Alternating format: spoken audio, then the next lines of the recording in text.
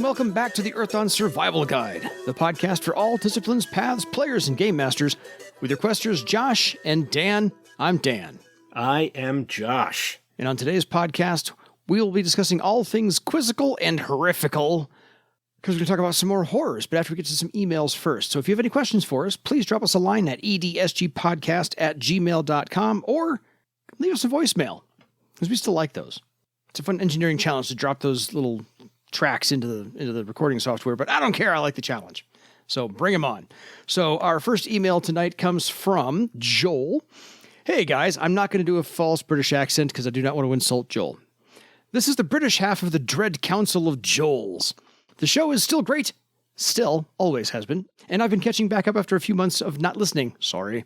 On JB's question about pickpocket versus fast hand, the way I'd run it is something like this. Pickpocket and fast hand cross over a lot. I'd allow a character to make multiple pickpocket rolls to do the same overall effect, one per movement of object, as fast hand. The advantage of fast hand is that it allows higher efficiency of actions and fewer points of failure as you only make one test. Any chance of more disciplines variants like the Ravager from Vasgothia, Sky Raider, Boat Raider, or the Boatman from Mystic Paths? Are there some you'd like to see? First off, I think that's a cool idea with regards to pickpocket and fast hands, where fast hand is basically kind of an upgrade to pickpocket that, as he says, is more efficient, allows fewer points of failure because fewer rolls are made. Although by the point you're high enough to get fast hand, your pickpockets might be pretty high and not be a big concern in terms of failure. But still, if you can speed things up, that makes a lot of sense. Yeah. There may very well be other variants in the future. I don't know of any that are currently being developed. We are a lot more likely to, broadly speaking, do things either as paths or discipline variants rather than come up with an entirely new discipline, because the flexibility that the talent option system allows makes it easier to swap out a couple of options or swap discipline talents around to make somebody focused a particular way without needing to create an entirely new discipline. Not to say that there might not be new disciplines that come out in the future, but it's a lot of work to make an entire discipline. It is not so much work to make a variant where you're just swapping a couple of talents around. It's a little bit more work to do a path, but paths have a particular role within the setting that isn't always suited to something that is just like a different way of approaching a common discipline. Fair. Long story short, I'm not aware of any that are currently in development. And I don't have any ideas right off the top of my head for any that you'd like to see. That I'd like to see, yeah. Kind of going back to the Adept's Way with the different variants that were in there, like you had the Gallant Swordmaster versus the Bladesman variant, as opposed to the straight Swordmaster, where they had some slightly different progressions in terms of their talent selections and whatnot. There's nothing specifically called out in the flavor text with regards to those, but those are both possible depending on how you select your talent options. If you're going with the more gallant style, then you're going to likely pick up more social talents as opposed to more combat-oriented ones. I don't know completely what's in store, so it is possible, but there's nothing specific that I'm aware of right now. Fair. His follow-up question is, which disciplines do you think have room for more variants within them? He has some ideas for this, like a single-weapon Swordmaster that swaps second weapon out for momentum attack and gets something different in Warden when Swordmaster gets a momentum attack. And actually about half of his ideas are variant Swordmasters based upon weapons. So, any discipline you think has more room? There, I think, is certainly room within the Swordmaster to do variants for different fighting styles. As it kind of stands right now, the Swordmaster does end up leaning pretty heavily on the dual weapon fighting style just because of the talent selections that they get. And from a certain standpoint, the efficiency of attacks and damage that comes into play, just from a numbers standpoint, 2 size 3 weapons or a size 3 and a size 2 weapon are better overall in terms of your character's average damage output than a single size 6 two-handed weapon, just because of the way that the damage scaling kind of works. And you could also maybe do a variant where you have a swordmaster that does a sword and shield style. Yeah. Although that is something that is generally more geared towards the warrior, but where the disciplines are as much about the philosophy and approach as they are to the actual sort of talent progression. I think there's a little bit of room in the Swordmaster for that sort of thing. I'm trying to think of some of the others. Archer. I mean, Sky Raider, we already kind of have the Raider variant from Vazgothia or whatever it's called, which is kind of like the Sky Raider, but not tied to the air. No, I mean, nothing else sort of immediately comes to mind. I think a lot of that comes down to philosophy and personality and doesn't necessarily need to have distinctive talent selections or progressions in that regard. I don't know. Sure. I hadn't really thought about it too much. I'm kind of like running through the list, and it doesn't seem to me that any of the magician disciplines really need variants because they're focused in a very different way. Air Sailor, Archer, you kind of have like whether the traditional bow or the crossbow, but that's sort of more of a philosophy or style thing, and it doesn't necessarily require any kind of talent differential. Yeah. Because the talents work the same regardless of the missile weapon you're using. Beastmaster, you kind of have the paths where you either have the animal companion or the menagerie style Beastmaster, as opposed to the one that is more kind of a solitary wild warrior kind of thing. And I don't know that there's necessarily a variant in space for that. Troubadour, I suppose in one sense you could have variants of the Troubadour that maybe focus on things aside from the more traditional like epic song and poetry kind of thing, and going a bit more scholarly, but that's then where you get into things like the scholar path and whatnot, and I'm not sure the options for Troubadour are broad enough already that you can probably do that without too much effort. I don't know. Fair. So how about some love for 1879? I'm happy to say I'm a writer for it, and it's a great game I think should get more love. I agree. Yes. Agreed. I know sort of the broad strokes. I have read through the core books. I run a couple of sessions of it, but I really don't know the game well enough to talk about it the way that I can talk about Earthdawn. So high-level play. Could you discuss it a bit? 4th edition handles it so much better than earlier editions. Sorry, Lou. As there is less redundant stuff, archers getting many multi-attack talents and every other thing being used instead of missile weapons. We've just restarted an old campaign with characters who were 13th Circle in 1st edition, converted over to 4th edition. We have a mere 8 million legend points. How would you challenge PCs of this power level? My character is 13th Circle Swordmaster, plus 10th Circle Troubadour, 9th Circle Air Sailor, and a Quester of Floranuous. How would you avoid or deal with the way active characters with this power can disrupt the setting? Screw it, I don't like the new King of Thrall type thing. I will admit I don't have a lot of experience with Warden and Master tier play. All of the games that I have been involved with, even the ones that have gone on for a long time, have tended to end around sort of 8th or 9th Circle. My thoughts on this are kind of given in the Earthdawn Companion, 4th edition, that kind of opening chapter, opening section where I'm talking about high-level play. Mm-hmm. And I think ultimately what you need to do is be willing to let the characters change the setting. There are few enough of those characters, and they are powerful enough that they could, in theory, make dramatic changes like that. I think you just need to remain true to what the consequences or fallout of such a thing would be. the kinds of problems I think that characters at that power level would face. You're talking at that point about the Superman problem, for lack of a better term. Oh, yeah. You've got Superman, a character in DC Comics who has incredible power and strength and is nigh invulnerable and can fly and has super strength And not a lot of weaknesses. and not a whole lot in the way of weaknesses. And I think there are a lot of people that I won't get into my Superman rant at this time.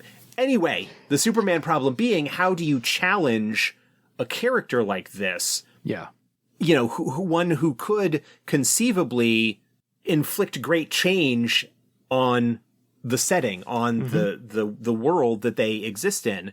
And I think you need to challenge them with problems that they can't punch exactly. You could, if the player characters decided we don't like who the King of Thrall is, we're going to go and remove them. That's great, but there's a whole kingdom of tens of thousands of people, let alone there are probably some high-powered adepts in the service of the king that would maybe not be happy with that. Okay, they removed the king, what now?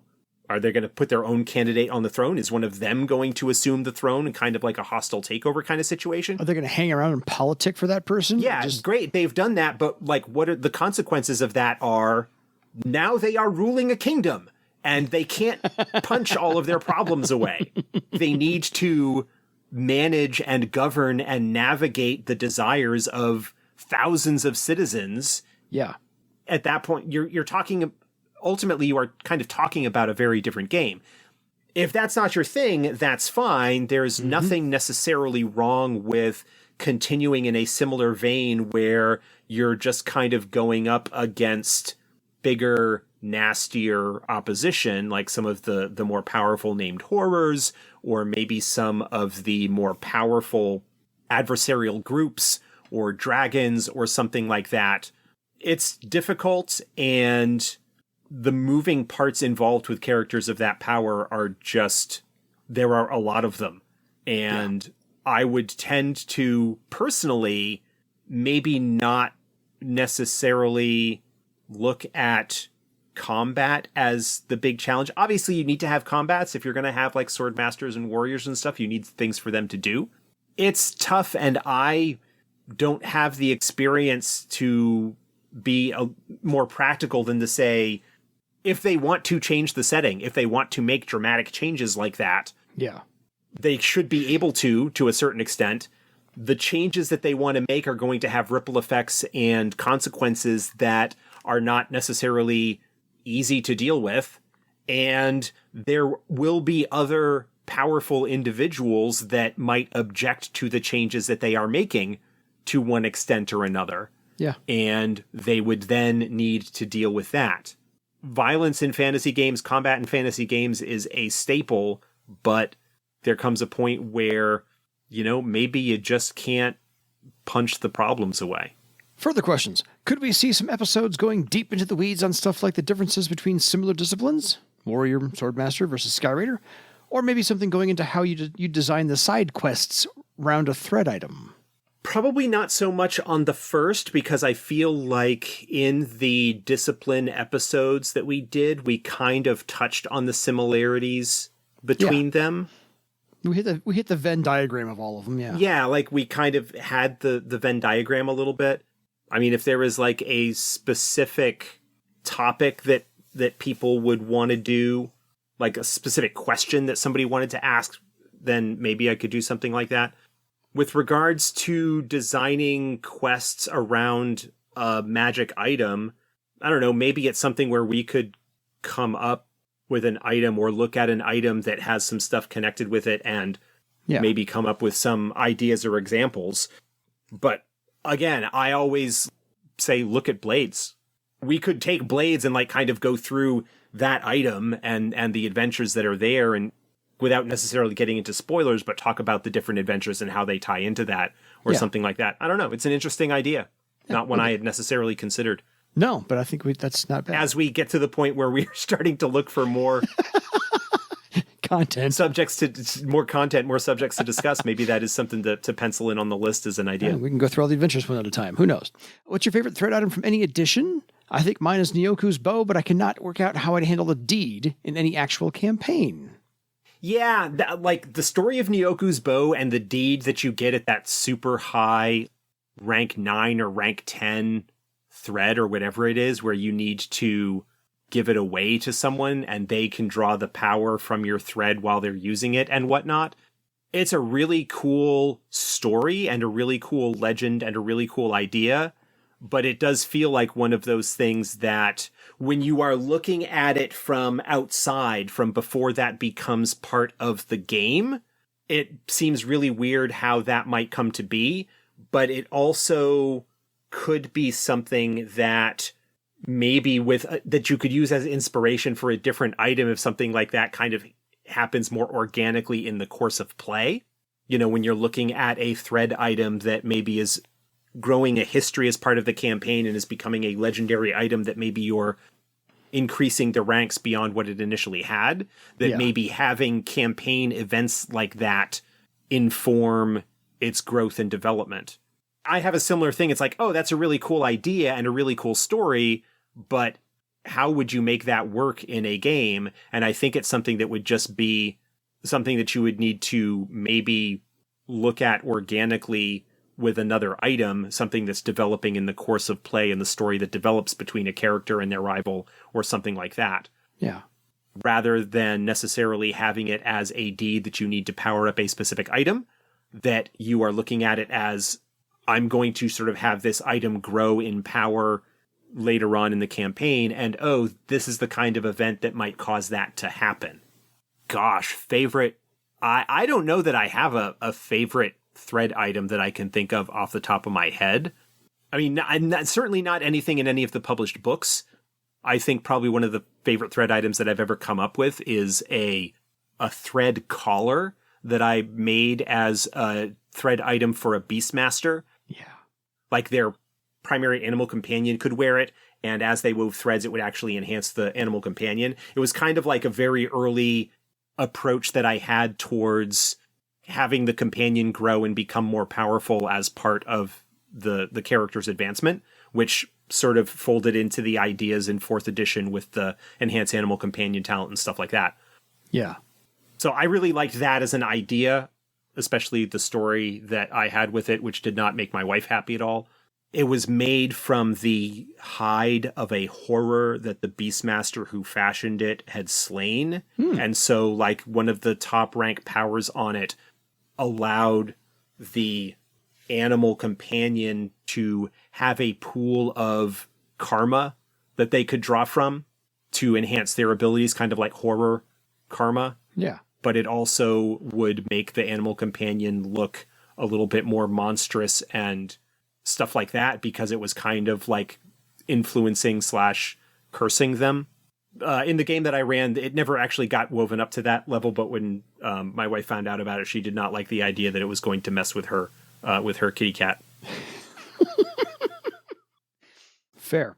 The favorite thread item I've come across actually came from Ardanian's Revenge, and it was the ear jewelry that lets you communicate with somebody else who's wearing the same kind of ear jewelry, and so it worked like basically that's a nice one. Looked like a telephone. I was like, dude, that's my favorite one so far.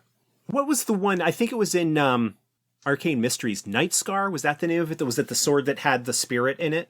Yes. I like that one. Yeah. I don't remember the specifics of it, but I remember it being a cool idea. Kind of like the Earth Dawn take on the intelligent weapon, that basically you've got this sword that is enchanted with a spirit within it, and the spirit may or may not get along with the owner and can cause problems as a result of that. I think it's a cool Earth Dawn flavored take on a classic idea. Mm-hmm. It's goofy as all get out, but the Mask of Ultion was always an interesting one because of the meta aspects. The character has to think of it as that, but never say it by name. And so the player needs to be very careful about when they're speaking in character or out of character. If they're out of character, they have to refer to it as the Mask of Ultion. And if they're in character, they can't say that. From a meta standpoint, it's like really kind of cool and tickles my brain in that way. But it is also a complete PETA.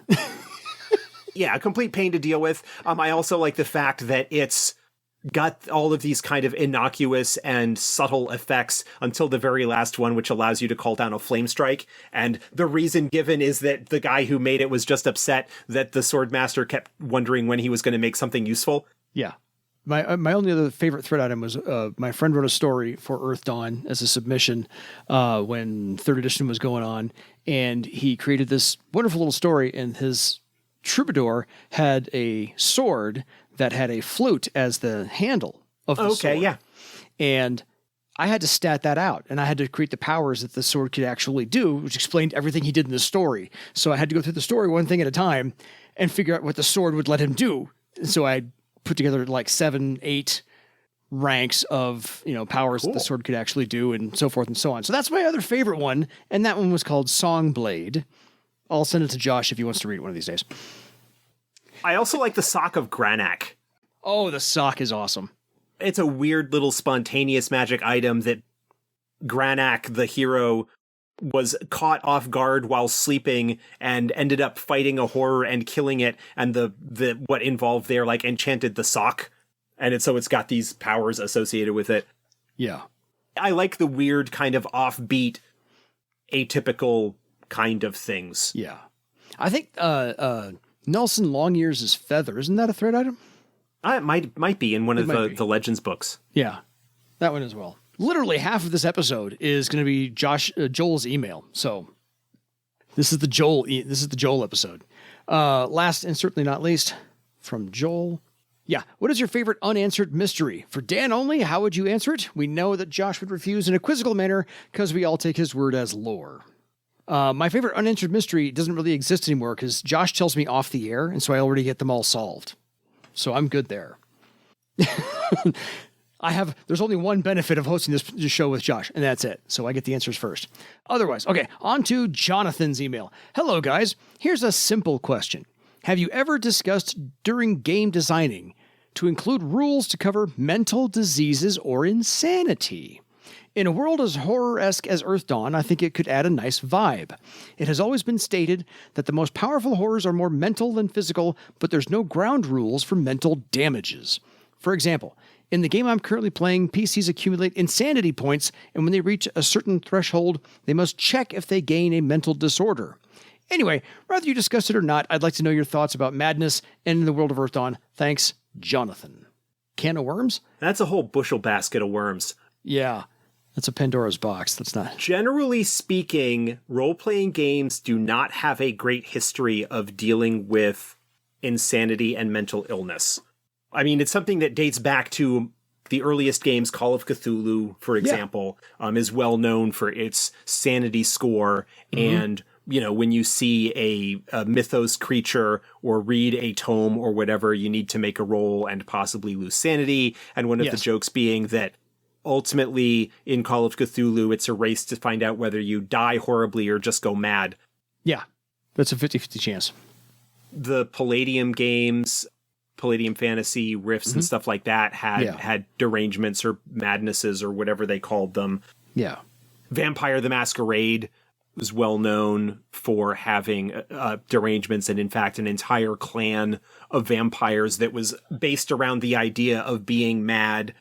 Chill had a list of phobias you could have. Put mechanics behind the story.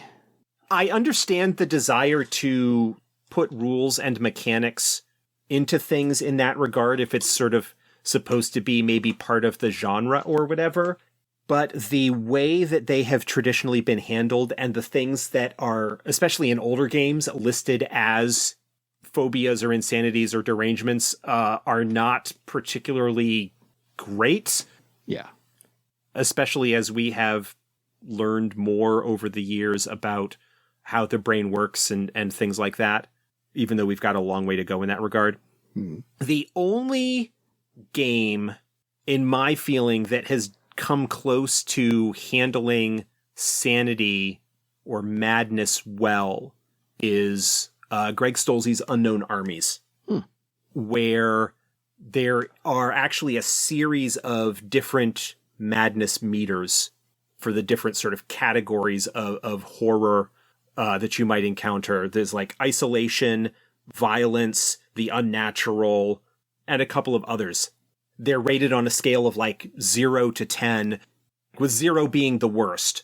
If you are at 0, you no longer have that. And a sort of progression on that meter of things that might trigger a check on that meter.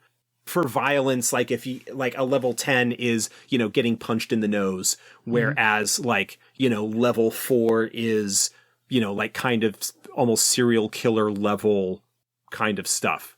What happens is that if you fail a test, you've got like failed notches and hardened notches, and if you get too hardened, then it affects like the other rules in terms of your ability to maybe use some of your stuff or to be able to like flip-flop rolls, which is one of the mechanics in Unknown Armies. And if you get down to 0, then you are not affected by that at all. That is very, like, people react badly to you, like they can sense that you are off.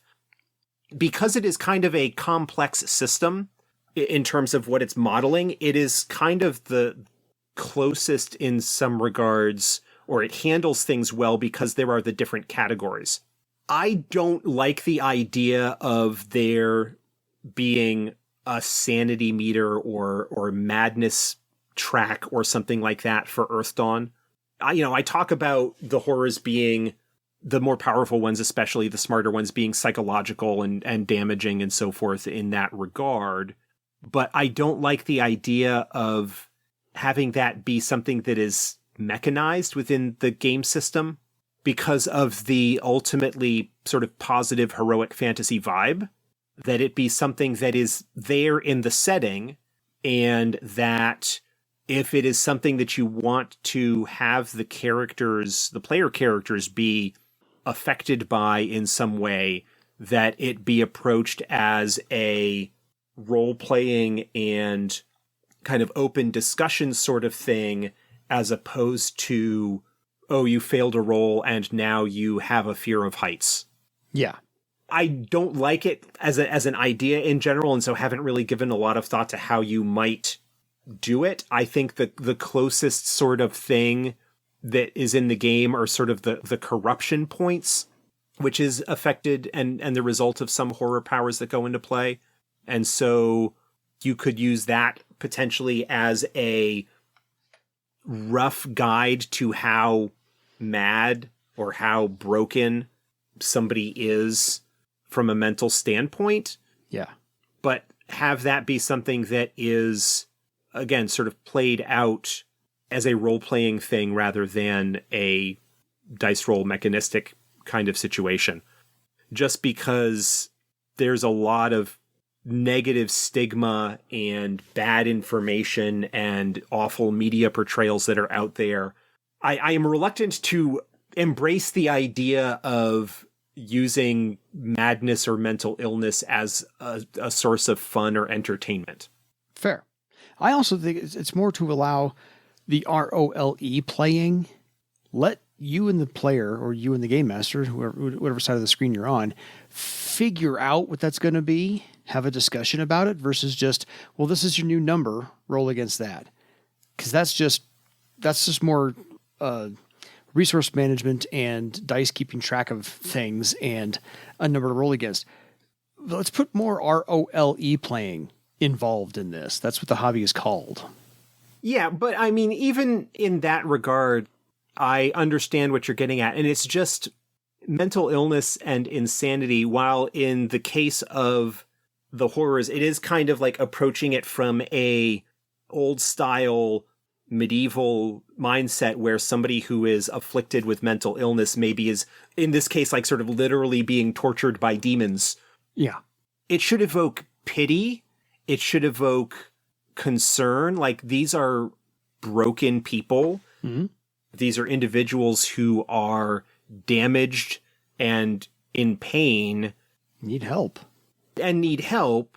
If you want the player characters to kind of explore that, that's great. But I think it's something that very definitely needs to be handled from a session 0, open discussion, regular communication, safety tools kind of situation, because you don't necessarily know what your players may have experience, either personal or in their families or whatever, in terms of dealing with that sort of thing, because of the stigma and the lack of openness and discussion about it, that it could be a very uncomfortable kind of situation. Fair. All right, on to the last email from Tanner. Josh and Dan, first and foremost, thank you for everything you are doing and creating. I absolutely love the podcast despite only being about halfway through the episodes at the point of writing this. It's served to be the springboard for a handful of ideas that I've had for an upcoming Earth Dawn campaign I'm using to introduce members of my gaming group to the system, where all but 2 of them have never played before, and has helped me sort out a few of the more persnickety topics I've come across so far. That all being said, my question is in regard to the rule books themselves. When we purchase our copies, we can pick either a PDF, a physical copy, or both. And for the few books I have so far, I've opted to get both because, of course, I did. It's easier to haul a PDF some days, and it supports a game I love, you know? Anyway, I've had some issues using the digital copies due to a medical condition I've had. It's hard to explain, but it basically amounts to a never-ending migraine.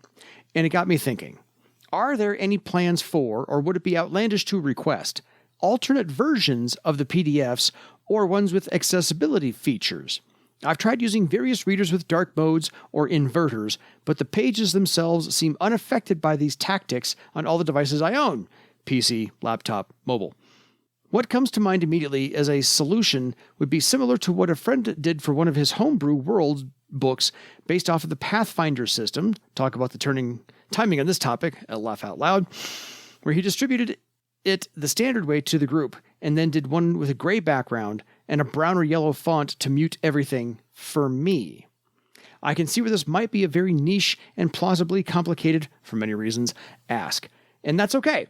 Prior to things developing in my world, I adored living like a troll in the dark with the sweet, sweet glow of monitors to entertain me in the night. But today is different, and you have to ask today's questions sometimes, you know? I hope the year comes with as much grace as possible for the both of you, and thank you for your time. Sincerely, Tanner. Thank you, Tanner. First, thank you, Tanner. I don't know when you're actually going to hear this answer.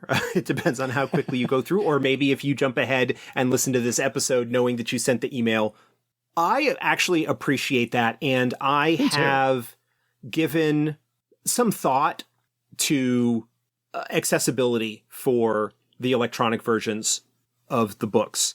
And it is something that I have become more aware of over the last few years as people have been talking about such things and making the subjects known and discussing their needs and desires and whatnot. I think even as a quote unquote niche product, I think it is worthwhile to make products accessible to a wider variety of readers, of customers, of players, or whatever. That said, I am the one that is currently doing layout on the Earth Dawn books, and I have not really had much of a chance to explore the full range of options available when it comes to making the books more accessible, because I'm sort of like self-taught when it comes to doing the layout and the various options that are available.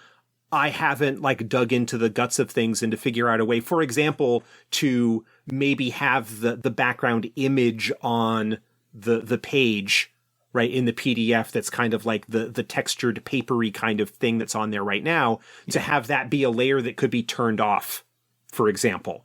To just have one file that maybe would have that as an option. And again, with PDFs, one of the problems that you potentially run into is that options that work, say, on Adobe Acrobat Reader, the standard that, you know, is supposed to be able to take care of all the options there, are not necessarily usable or accessible through other readers. There's also a possibility of having things put out in other formats, not just in PDF, but maybe to have an EPUB version, which is a more traditional ebook, which allows the user to kind of set their own font size and stuff like that. You know, again, that's not something that I have explored in great length to figure out how to make that work. I appreciate the question. I think it is a good one and a good suggestion. And it's a matter of figuring out how to do things and having the available time to do that. If anybody does have some ideas on how to maybe approach that, send me an email, contact me and let me know, have some insights onto that, because that would certainly be helpful.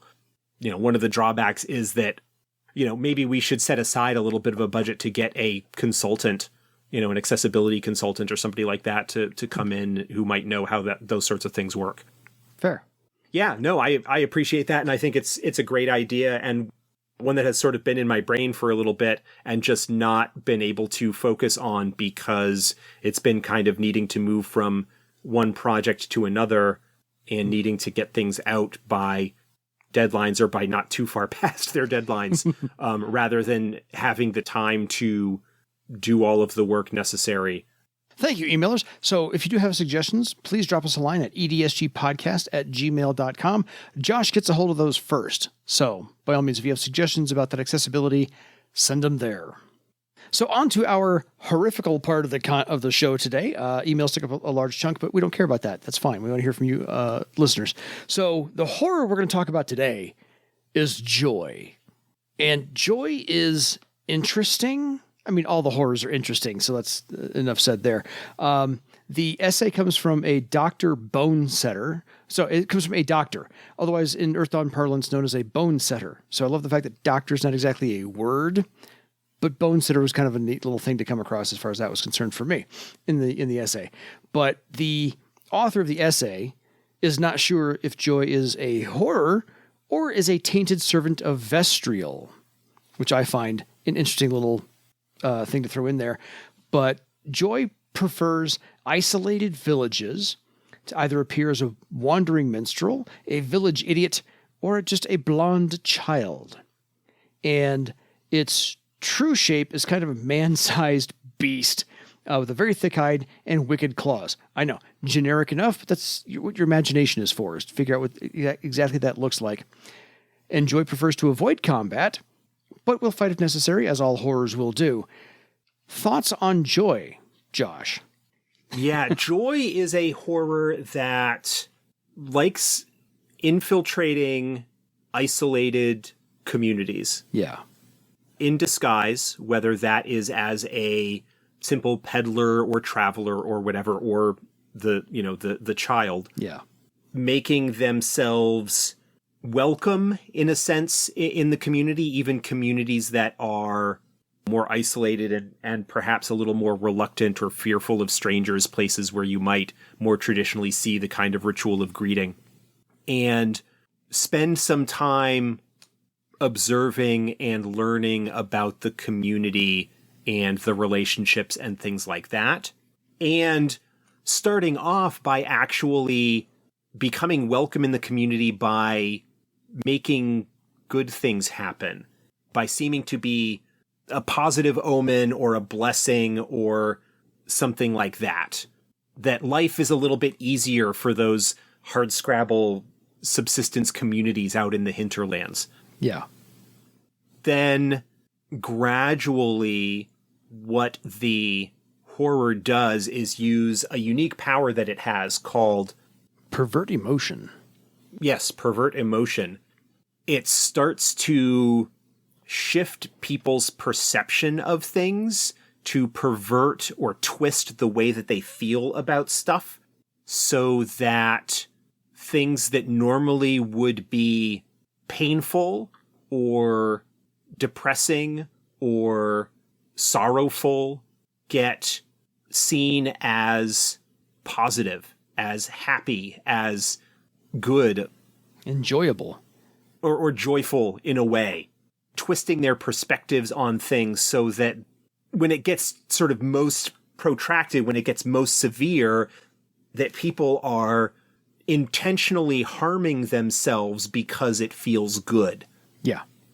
Part of the story that's in the essay, this physician, this bone setter, goes to visit a patient who had a broken leg and should not be up and walking around on it, but is because of the pain of the bone, of the fractured bone grinding against itself in her leg makes her feel good.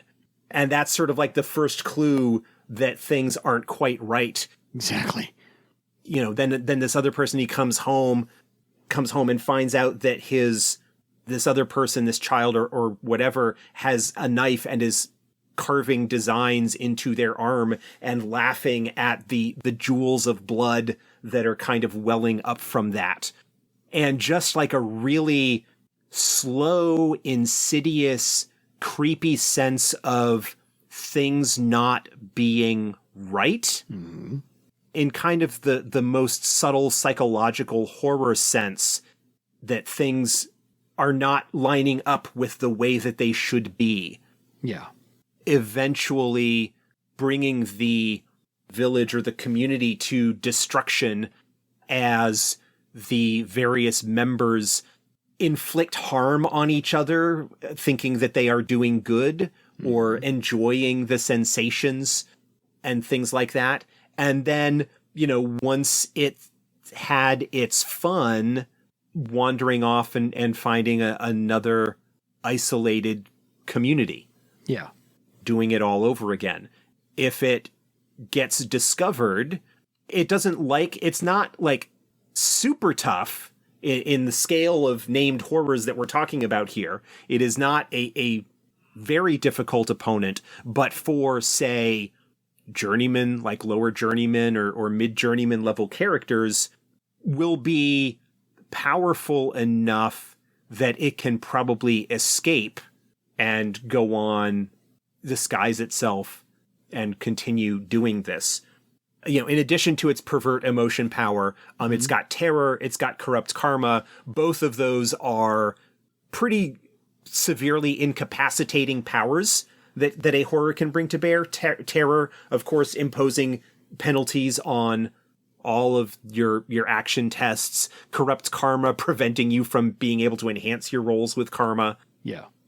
Decent physical attacks, but just generally is sort of I've been discovered. Oh, well, I've had my fun. I am now going to flee and move off to somewhere else and continue to deal with this. Yeah.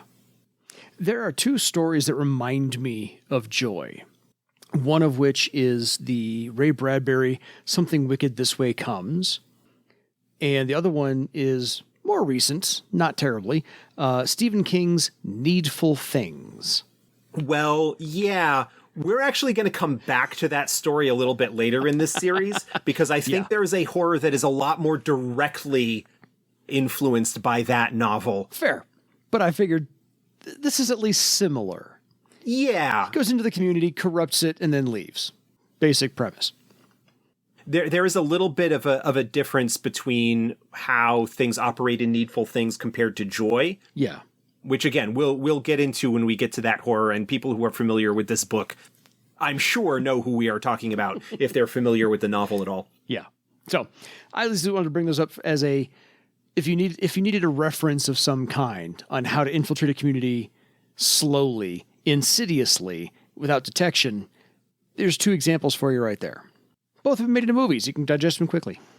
Well, the movie for Needful Things is okay. The cast is great. The cast is solid, but it runs into the problem that nearly all the Stephen King film adaptations do, which is that the book is a lot larger and has a lot more internal nuance monologue and detail and internal character stuff that's going on that can't necessarily be conveyed on the screen so well. Agreed. So, had to bring him up. Joy can be one of those horrors that's good for a mid-tier campaign. I talked about like being maybe appropriate for like a journeyman challenge. And if it's something that you're looking at as being a long-term potential adversary, that it could be something that characters start encountering its aftermath, its after effects in their earlier circles. They can come across a community where it has had its way and they come across the aftermath and need to figure out what's going on and perhaps track it down. Yeah. Of course, one of the potential issues is that they could be at the place where it is and not know it and fall under its influence as well. Yeah.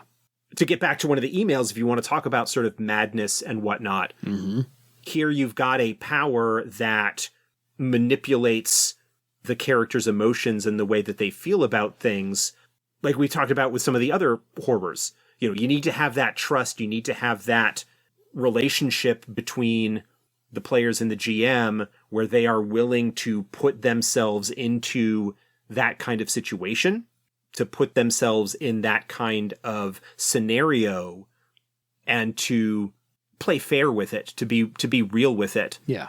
There are mechanics in the horrors book about how you might notice that your emotions are being perverted. And if you succeed at the test, then you may become aware of it. But if that you are failing that test, even if you as the player kind of know what's going on some level, that the character doesn't, and you remain true to the character's knowledge and the decisions and the reactions that they might have. And even if the player characters themselves aren't necessarily being affected by the horror's abilities, you've got a community that has become accustomed to this kind of shift that's going on, and their perception of the positive effects that this foundling child or this wandering minstrel or whatever has made in their community, they might not be willing to let it be dealt with. And that brings a different kind of challenge into the situation, because these are innocent victims being affected by this creature. As opposed to like a more traditional horror cult where they are like servants of Vergigorm worshipping the horror or whatever. These are innocent victims. How do you deal with them? How do you cope with a community and believes that they are doing right by throwing themselves in front of these adepts to protect what they see as a fellow innocent or a good omen or positive situation? That brings a sort of moral quandary into things that can make for a very interesting situation or scenario. I agree. So I think this is a fun one you could almost build an entire campaign out of. 2 or 3 adventures. You get to the town, notice something is wrong, or you get to the town, have to come back to the town and finally notice something's wrong from the first time you were there. And so you could string this out for a little while, because again, a horror like this, like most of the named horrors we're covering in this whole section, should be a long, drawn-out mystery to solve and a resolution at the end. Yeah, and not necessarily a full campaign level opponent, but one that is perhaps focus of an arc of a few adventures or sessions or something like that. And where somebody like Joie really comes into strength is if you are really trying to play with that unnatural, unsettling situation where something feels off at first, but it takes time for the player characters and maybe even the players to completely pick up on what's going on. If you are a GM who really likes kind of playing with that unsettling feeling, creepy vibe, that kind of creepy vibe, then Joie might be one to look at. There's not necessarily a lot of the weird, warped physical corruption that you see with undead monstrosities or that kind of stuff. This is really a very subtle, patient, emotionally manipulating horror. Agreed. I found reading about Joie, and of course it's the irony that it's named Joy, but spelled Joie, and it's a horror named Joy. So that's just the irony of it, and I like that aspect. Its natural form being this kind of like normal person-sized, maybe a little like, tough hide, maybe slightly scaly, kind of claws on its fingers, but it also has this incredibly wide, like unnaturally wide grin. Yeah. I really like the Joel Bisk piece. That's the sort of the second depiction of the horror in the horrors book, the one that's on page 40. Where it's got like the one claw that's got like the puppet strings holding the person, little marionette, and the other one's like the people falling out, and just like this big wide, like it feels kind of like almost like a Ren and Stimpy style kind of like exaggerated facial animation kind of situation. This, honestly enough, if you've read the comic book Spawn from Todd McFarlane, this reminds me of Violator. The Violator. Yeah. Yeah. There's a deep pull for you on that one. Sorry. Or the kind of thing that you would see in pull an even deeper cut from Jonan Vasquez, known better for Invader Zim, but one of his earlier works, Johnny the Homicidal Maniac. I love those, yes. This also feels very, very Johnny in terms of its... Totally. Art depiction. In terms of its style. Yeah. And there's actually one of the color plates in the book as well is of Joy. Right. You are not wrong. That one, I like that one even better. Yeah. Because it's got a red face and gray body. It's got kind of like, almost like the face has like this blood splatter across it. Yeah, no. That's a Jeff Miracola piece, and Jeff does good work. I love that one. Need to change my icon on Discord to that one of these days. So, no, I think there are many ways to use Joy. It's kind of laid out very, I can't say simplistically, but it's just, Joy is a very simple horror. It likes to infiltrate small communities. It does so in very few ways. And its one power is unique to itself. So that's kind of like slow pitch softball, easy to get to, easy to use. It's laid out for you in that fashion as to how to introduce it almost and how to play with it if you're running the game, and kind of how to use Joy. And whatever Josh didn't answer for you and I didn't answer for you is laid out in the book. So really pretty straightforward on how to use Joy in any campaign. Yeah. So until next time, folks, go find some joy for your legend. Good night, everybody.